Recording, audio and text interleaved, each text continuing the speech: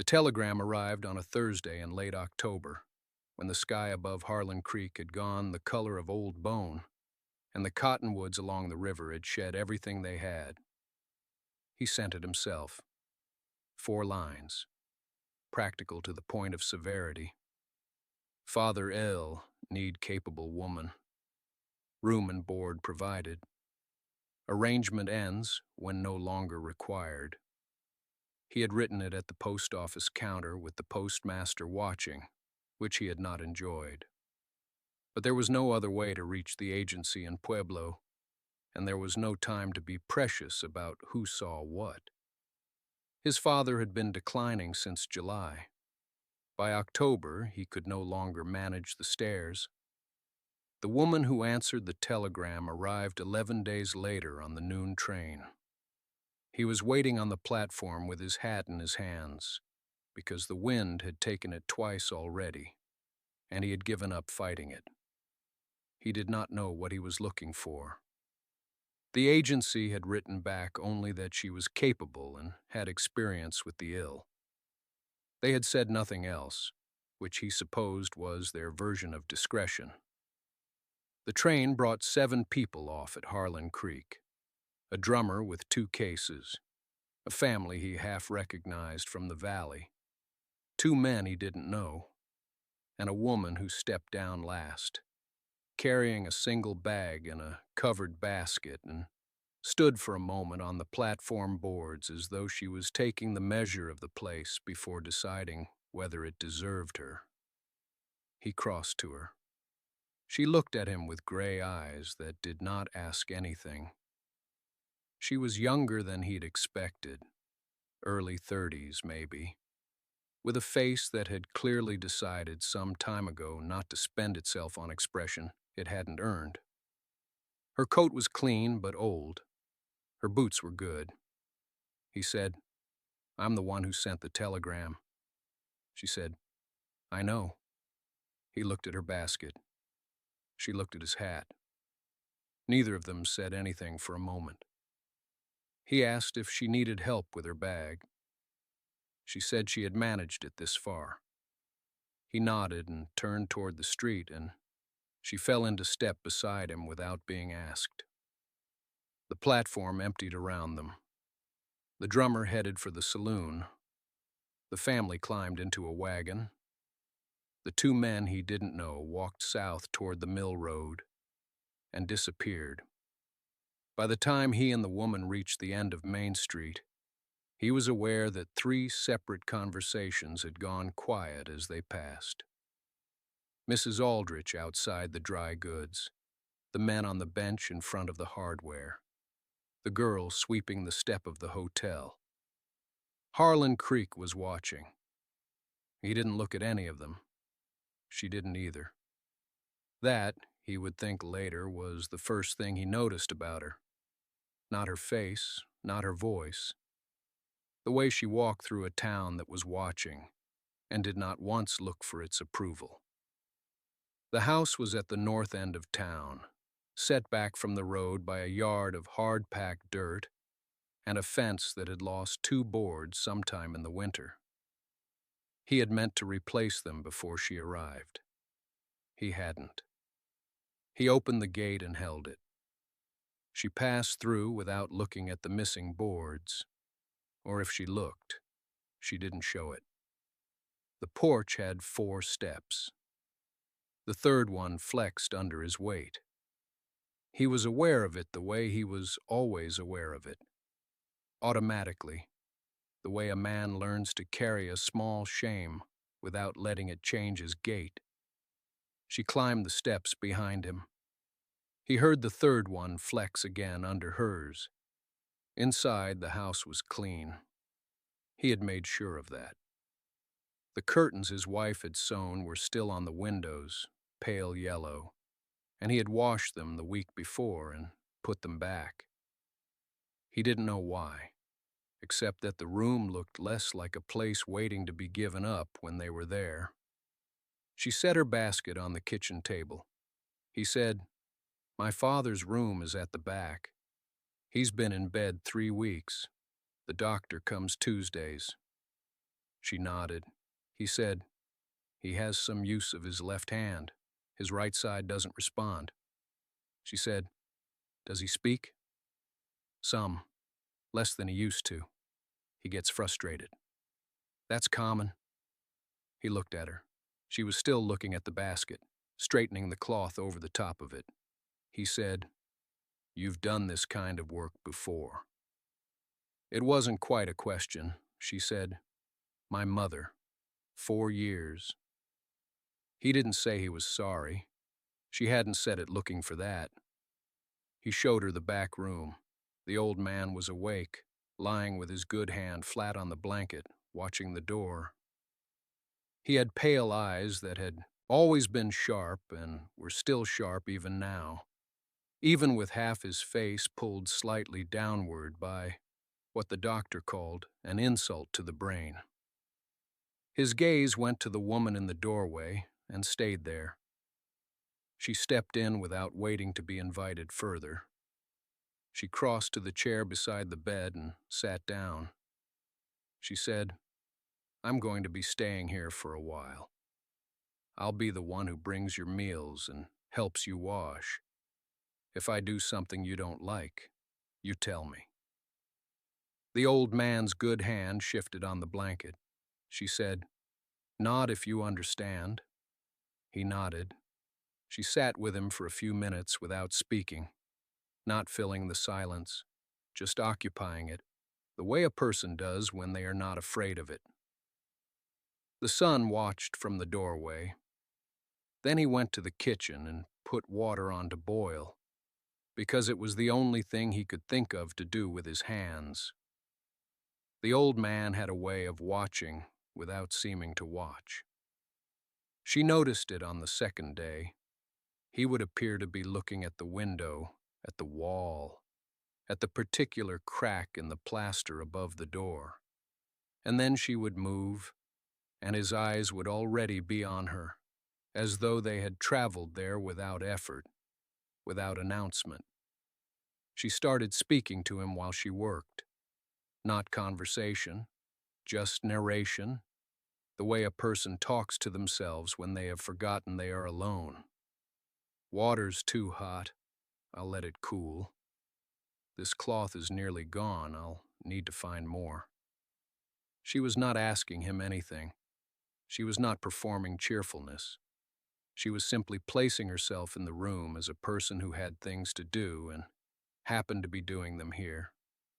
On the third morning, his hand moved toward the cup before she offered it. She let him take it himself. He could not grip it fully. The left side of him was still unreliable, still learning whatever it was going to relearn. But she watched his fingers close partway around the tin, watched him bring it close enough to drink from the edge. She did not steady it. She kept her hand near, but not touching. He drank. She looked out the window at the street. The sun was watching from the doorway again. She had noticed that he did this, positioned himself at thresholds rather than crossing them. She did not remark on it. What she did was this. She began leaving a second chair near the window. She did not say anything about it. She did not invite him in. She simply arranged the furniture so that there was a place for him to be if he wanted to be there. He did not sit in it that morning, or the morning after. On the fifth day, she heard the chair legs shift against the floor while she was changing the water in the basin. She kept her back to the room. She wrung out the cloth and folded it.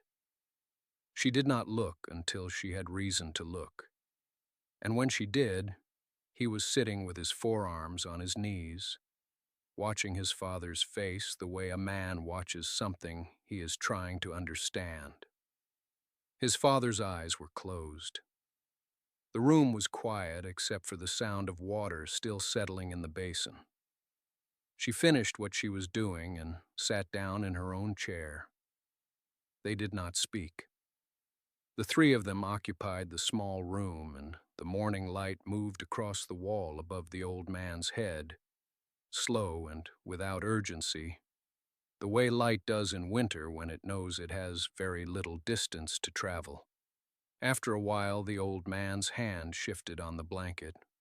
The son reached out and put his own hand flat beside it, not touching, just near. She looked back at the window. That became the shape of the mornings. She would arrive before full light, when the air in the house still held the cold of night. She would build the fire up from whatever coals remained, fill the basin, lay out the cloth. By the time the water was warm enough, he would come down the stairs, not every morning, but most of them, and take the chair beside the bed without speaking, and she would move around the room doing what needed doing while he sat. They had not discussed this arrangement. It had simply assembled itself, the way a habit does when two people stop resisting the same gravity. The old man was alert some mornings and absent others. On the alert days, he watched her with clear eyes and occasionally said a word or two. Practical things, requests for water, the observation that the fire was drawing well or poorly.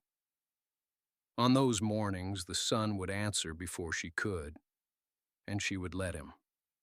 She had learned to read which silences belonged to her and which did not. One morning in the second week, the old man asked for the window to be opened. It was too cold for that. She said so, plainly, without softening it. He looked at her for a moment. Then he said he wanted to hear if there were birds yet. She went to the window and pressed her ear to the glass. There was nothing. She straightened and looked back at him. "Not yet," she said, "but the ice on the trough was thin this morning. Shouldn't be long." He seemed satisfied with that. He settled back against the pillow. She did not look at the sun, but she heard the small sound he made. Not quite a breath, not quite a word. Something between the two. That afternoon, she found the loose board on the back step. She had caught her heel on it twice already and said nothing, because it was not her step to say anything about. She knelt and pressed it with her palm, testing how far it had pulled from the nail. Fairly far.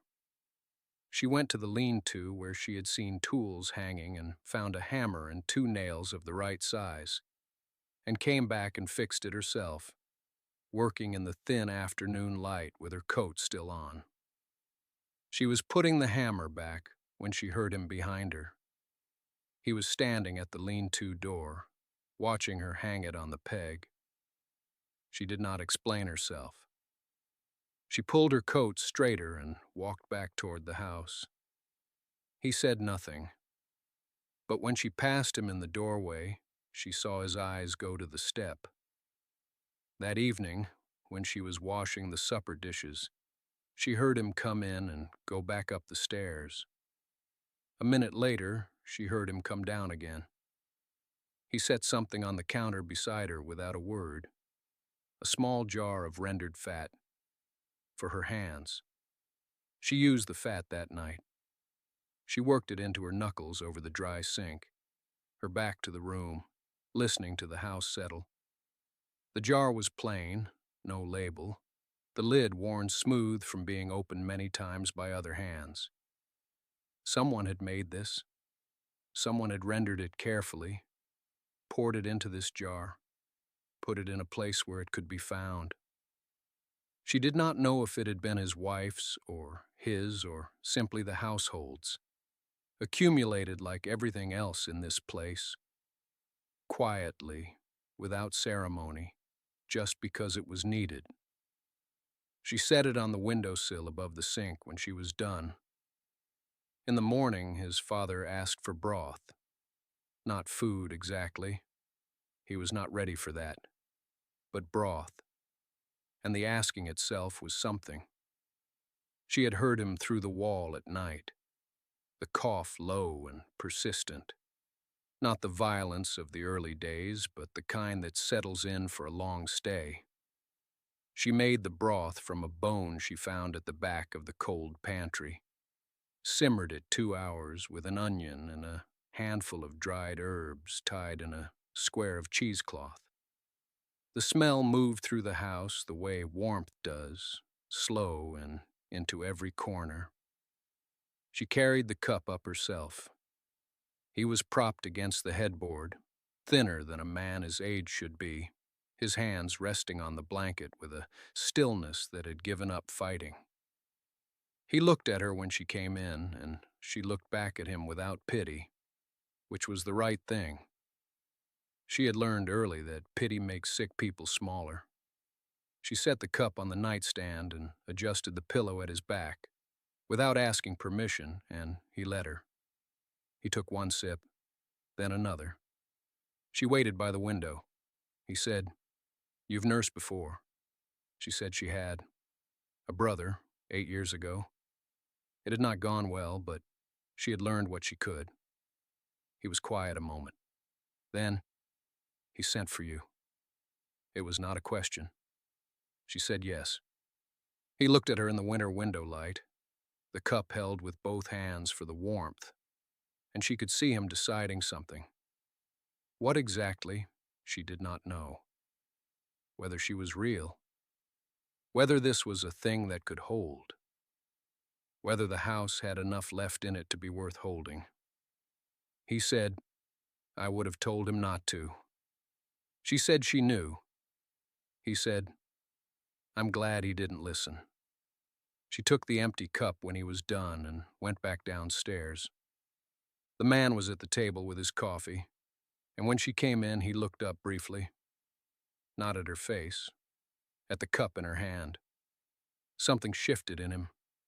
Small, barely visible. He dropped his eyes back to the table. She washed the cup at the sink and said nothing. The days after that had a different quality to them. Not warmer exactly, but less braced. Like a house where someone had finally opened a flue that had been stopped up too long. She settled into a rhythm without announcing it. She was up before the man each morning, the stove lit, water drawn. By the time his boots were on the floor above, there was coffee. She did not make it as a gesture. She made it because it needed making, and she was the one awake. He noticed. He said nothing. But he began to come downstairs without his coat on, which told her something about how cold the mornings had felt to him before. She went up to the old man twice a day, once in the morning, once before supper. She kept the visits short because she had learned that too much attention made him feel like a man being watched toward the end. She brought broth when he would take it. When he wouldn't, she set it on the table beside him and let it sit. And sometimes when she came back, it was half gone. She changed the dressing on his left hand where the skin had cracked and refused to close. He watched her work without speaking. His hands were large and had been strong once, and the carefulness she gave them seemed to cost him something to accept. The third morning, he asked her what her brother had been sick with. She told him. A fever that moved into his lungs and stayed. 3 weeks, he said. Did he know you were there? She said, yes. He didn't ask anything else. Downstairs, the man was working on something. She heard sawdust and the occasional sound of a hand plane, a long, smooth stroke repeated. She did not go to look. But in the afternoon, passing the back room, she saw that the door frame had been shimmed and rehung. It had been dragging along the floor since she arrived. She had stepped over it each time without thinking. She stepped over nothing now. That evening she made biscuits from what flour remained. She had stretched the supply carefully, and there was just enough. She put them on the table and sat down, and the man came in from outside and stopped at the threshold briefly, the way he always did, reading the room before entering it, and then sat down across from her. They ate. The fire moved behind the grate. He reached for a second biscuit and said, "Town's got a doctor 2 days out by wagon." She said she knew. He said, "I rode to him last winter." He said there wasn't much to do. She didn't answer right away. She watched the fire instead. Then she said, "There usually isn't, but there's a difference between nothing and no one." He looked at her across the table. He picked up his coffee. She looked back at the fire. The next morning she woke before light and lay still for a moment, listening to the house. Wind against the west side. The old man's breathing through the wall, slow and irregular in a way that had stopped alarming her only recently. She rose and dressed in the dark. She had been thinking about the doctor, not the man himself. She had never met him. But the distance. 2 days by wagon. She had nursed enough, in enough places, to understand what that distance meant.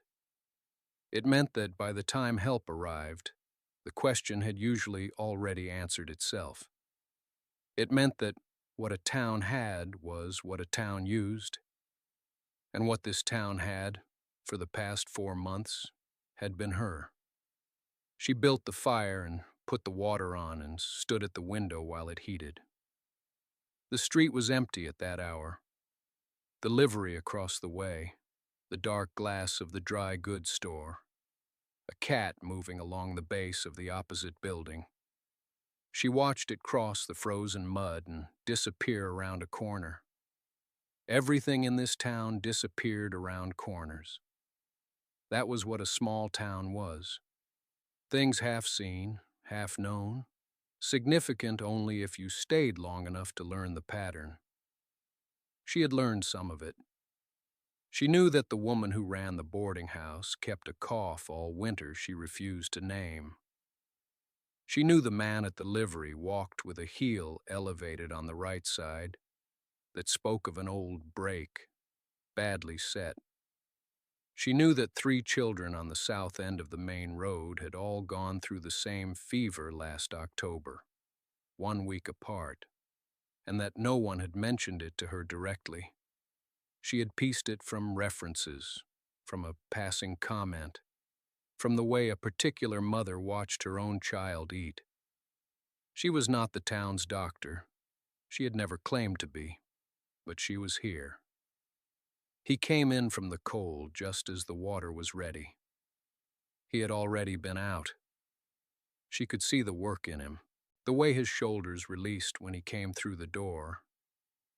He set his gloves on the hook and came to stand near the stove, not crowding her, just using the warmth. She poured him coffee without asking. He took it. She said without turning around, "The boarding house woman. How long has she had that cough?" He was quiet a moment. "Since I can remember." "Has she seen the doctor?" "Once. He told her to stay warm." She said nothing. She picked up her own cup. He said, "You've been watching people." She didn't answer immediately. Outside, the cat reappeared at the edge of her sight, moving back the other direction. "People are easy to watch," she said. "Most of them are carrying something they haven't told anyone." He didn't respond to that, but he stayed at the stove a long time before he moved. The boarding house woman's name was something she had not yet learned. She filed that away. Names came when people were ready to give them, and not before. She started with the cough. She had no medicine kit, not the kind a doctor would carry. What she had was what her grandmother had taught her, and what her grandmother had learned from years of keeping people on their feet through winters that did not care how capable you thought you were. Slippery elm. Horehound.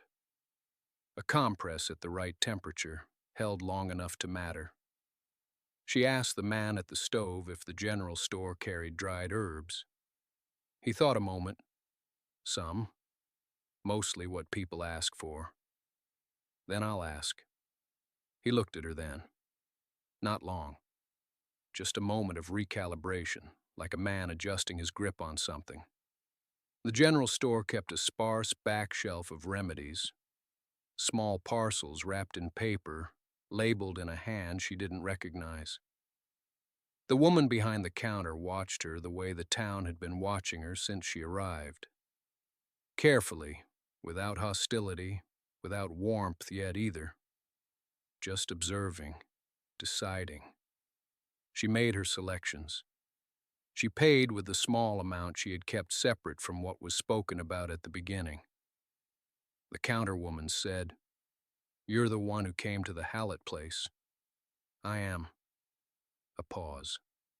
"How is he keeping?" She considered the question. Not the words of it, but the weight. The way it was asked. Not idle. There was history in it. Some old thread she couldn't see both ends of. "Better than he was," she said. "He's eating." The woman's expression shifted just slightly.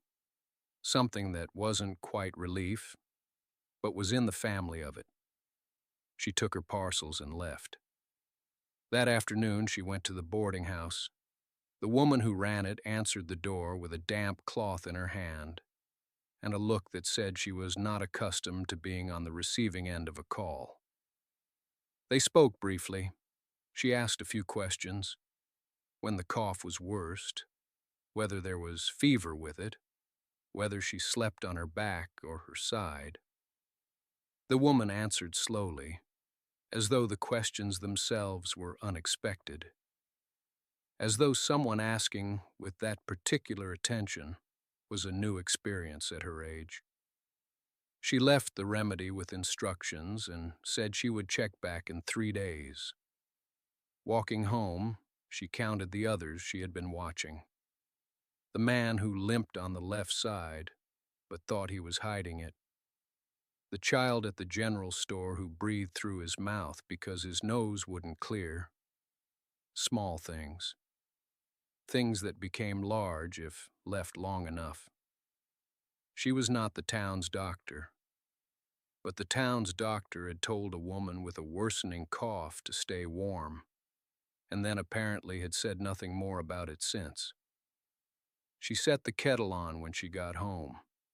The kettle was still on when he came in from the barn. He washed his hands at the basin, dried them, and stood at the edge of the room, watching her sort through the small cloth pouches she kept in the basket by the window. She was counting something. Her lips moved slightly. He had learned not to interrupt that. His father was sleeping better. 4 nights now without the coughing, waking the whole house. She had changed something in what he ate at supper. Less salt, more broth, something added to the broth that smelled like pine and dried gra. He had not asked what. He watched what it did instead. He poured himself a cup of coffee and sat at the table. She finished counting, tied a cord around one of the pouches, set it aside. He said, "The widow at the boarding house." She looked up. He said, "Her daughter came by the livery today." Said her mother slept through the night for the first time in 2 weeks. She nodded once, the kind of nod that filed something away rather than acknowledging praise. Then she turned back to the basket. He kept his hands around the cup. She had not spoken much about what she was doing in town. He knew only what he saw. She left in the early afternoon and came back before supper, sometimes carrying something, sometimes empty-handed, always quiet in a way that wasn't troubled but thoughtful. The way a person is quiet when they are solving something in their mind and need the silence to do it. He had watched the town watch her. He knew what some of them thought. Mail order. Stranger. Whatever arrangement she had come here on, it was legible to everyone, and legibility in a small town was a kind of exposure you either survived or didn't. She was surviving it by making herself useful, and she was doing it without making a show of it, and that was the thing they could not quite hold against her. He could see them adjusting, not warmly, not all the way. But the woman at the general store had stopped speaking at half volume when she came in.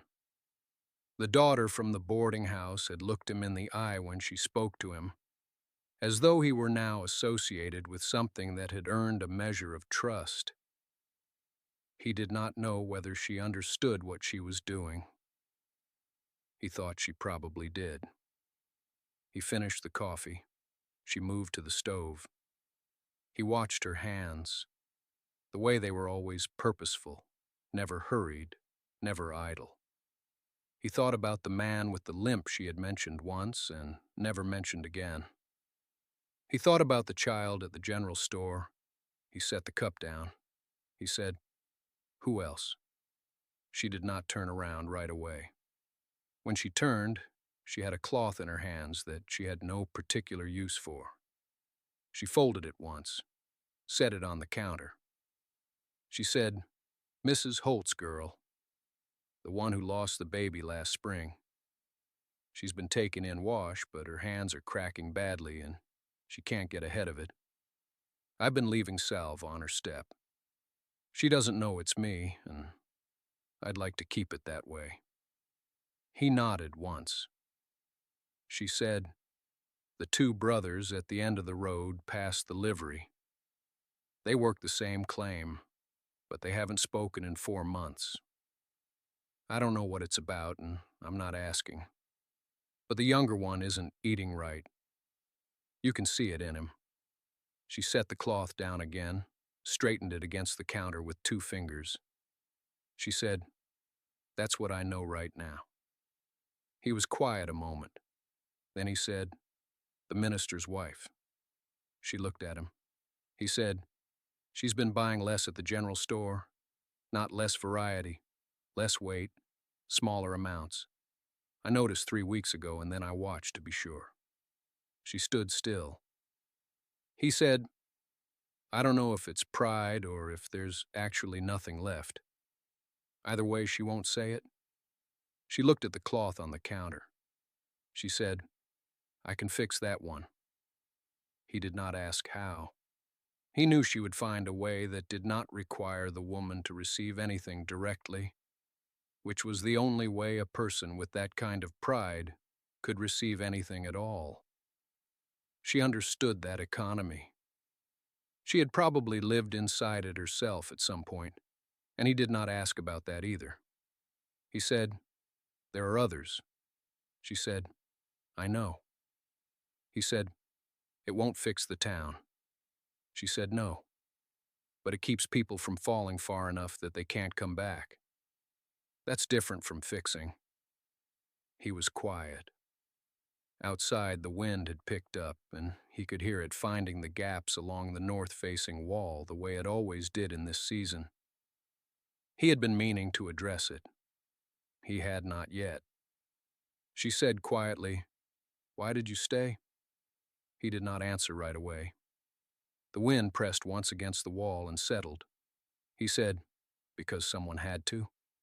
She looked at him then, not with warmth exactly, with recognition, the kind that takes a long time to arrive and, once it does not require anything further from either party. She picked up the cloth and turned back to the stove. He stayed where he was at the table. He did not reach for the cup again.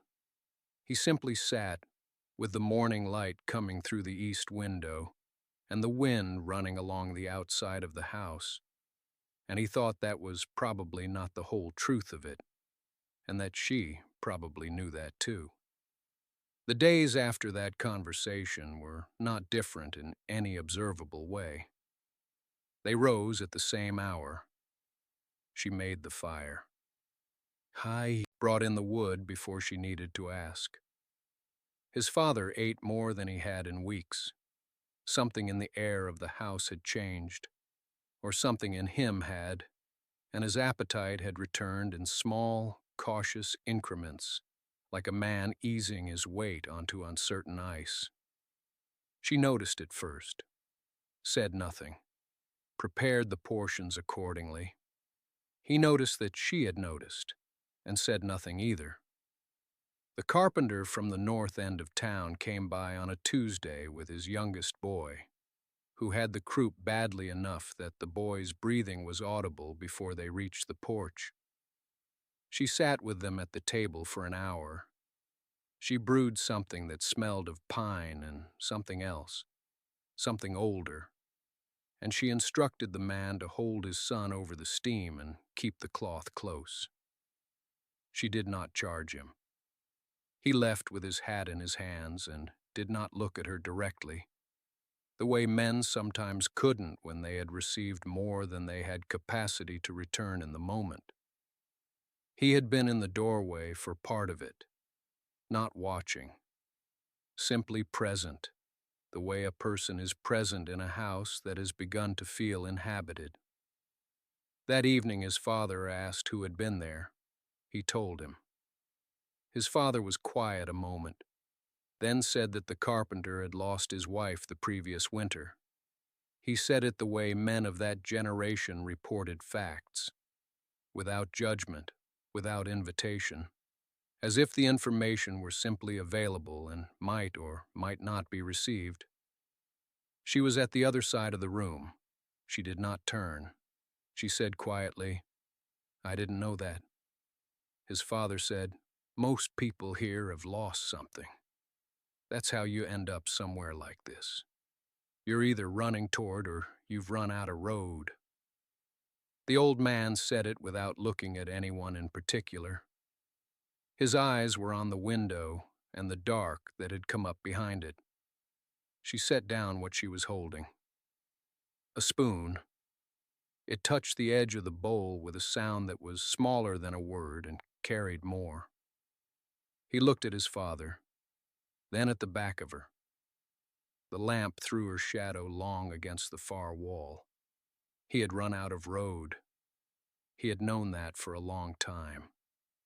What he had not known, what was only now beginning to take shape in him, slow and tentative as the carpenter's boy learning to breathe again, was that someone could stop beside you at the end of it, and that the stopping itself could mean something neither of you yet had language for.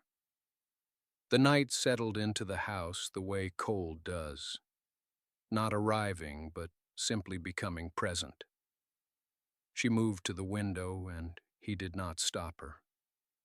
His father's breathing had steadied into something close to sleep, one hand resting open on the blanket the way an old man's hand rests when the body has decided to stop pretending it isn't tired. The lamp on the table burned low. She stayed at the window a while. He watched the glass hold her reflection faint against the dark outside. After a time, he crossed the room and stood beside her. Not close enough to suggest anything.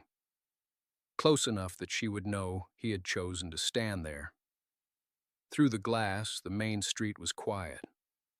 A dog moved past the far end. Somewhere a door closed and did not reopen. He said, "I'm glad you stayed." She didn't answer right away. The reflection in the glass showed her still, her chin level, her hands at her sides. Then she said, "I didn't have anywhere else I was going." He said, "I know." And he did know, and so did she, and neither of them meant it as small as it sounded. They had both arrived at an edge. They had both remained. The fact of that remaining, each day through the coughing and the cold remedies and the carpenter's boy and the quilts laid over sick bodies in rooms that smelled of camphor, that fact had accumulated into something without their having intended it.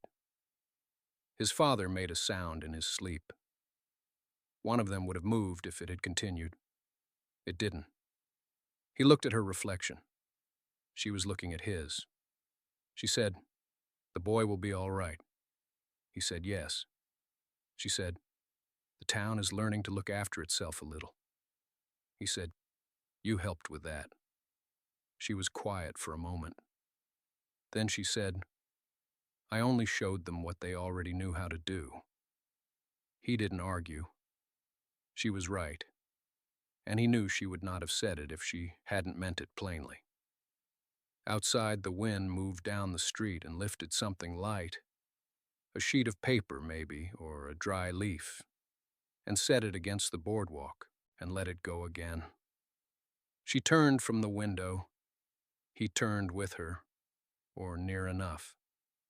The lamp threw both their shadows back against the wall, and for a moment they overlapped at the edge, two shadows that did not quite separate where they met. She moved toward the table to turn down the lamp. He let her.